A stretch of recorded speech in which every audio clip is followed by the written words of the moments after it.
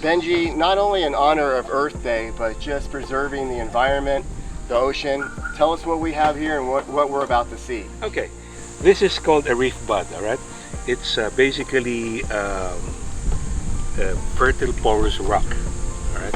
It's got organic and inorganic components. Just looks like a piece of cement, but it's got volcanic pumice. You've got calcium carbonate, which is the basic building block of anything that's hard in the sea, seashells and all that stuff. Then you've got activated charcoal, and then you've got a powdered limestone, all right? And all of that we put together. When you drop this thing, since it's porous, it starts absorbing seawater and all the marine life suspended in the seawater. And because there are nutrients in here, algae germinates very quickly. That is fish food. The fish come in to eat it.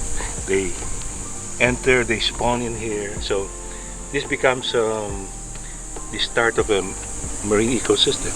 How long does it take for this to get to where fish are coming into it and it starts to progress? In fact, it depends on the area, okay? But normally, in a good clean place like this, you'd get fish coming in here like in a week. Yeah. Oh, wow. Algae grows in a week or two, and then you get fish coming in. So it happens pretty quickly. Yeah, yeah. Wow. Yeah. This is not your first reef bud. How many now? The past 10 years, 11,000. 11,000? Yeah, all over the Philippines. That is amazing. The biggest one is Boracay. That's 5,000 reef buds. And the last question for you, why do you do this? What is your passion? It's, well, making a mark, you know, having an impact on the environment, since there are not enough resources for rehabilitating the environment. We're destroying it faster than we can rebuild it. So we want to get people on the bandwagon to get to do things like this. Yes, yeah. Protect the environment. Yeah, protect the environment, rehabilitate the damaged ones. Like, you know, the corals in the Philippines, less than 5% can be considered as good. 5%. 5%. Only 5%. Well, hopefully this is a percentage headed in the right direction. Yes. Thank you. God bless you for what you're doing. Well, it's a pleasure. It's amazing. Thank you, sir.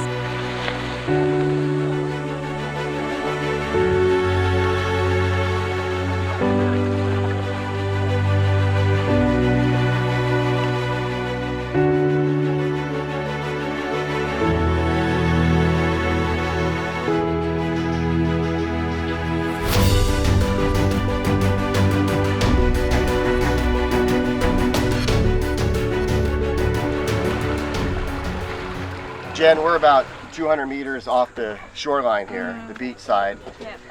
You're about to do what?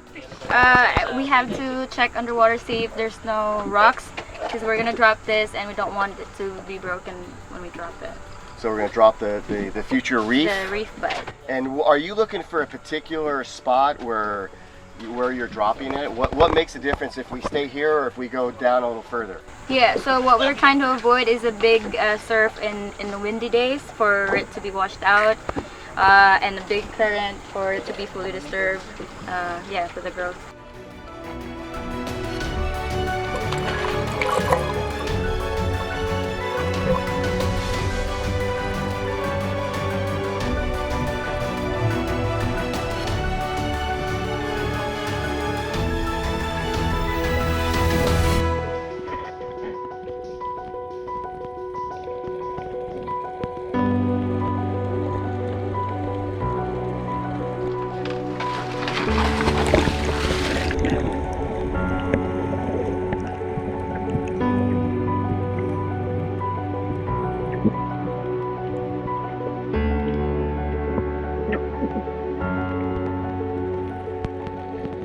All right, so the reef bud has been dropped into the ocean, but it's at a tilt, so we want to make sure that it is upright. So we're going to tug on it with the boat and get it in the right position. Jen and Calvin will go down and make sure the reef bud is situated so the fish can get in and the reef process starts.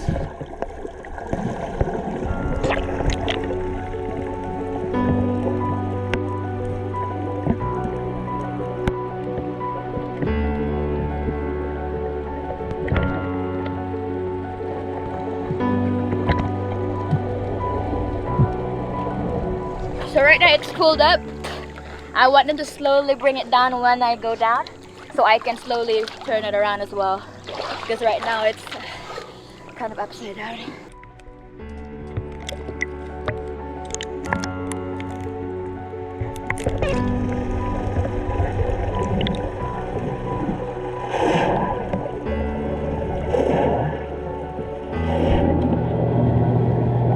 Sabay ko ba?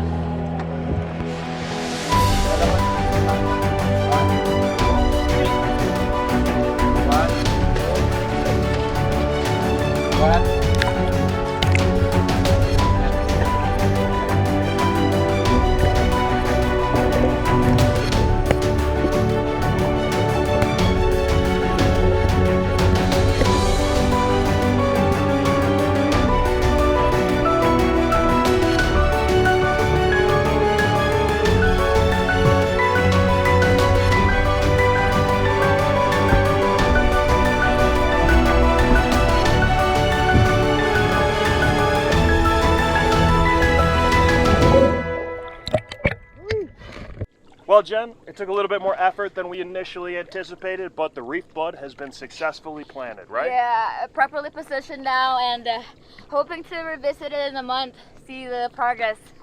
Phew!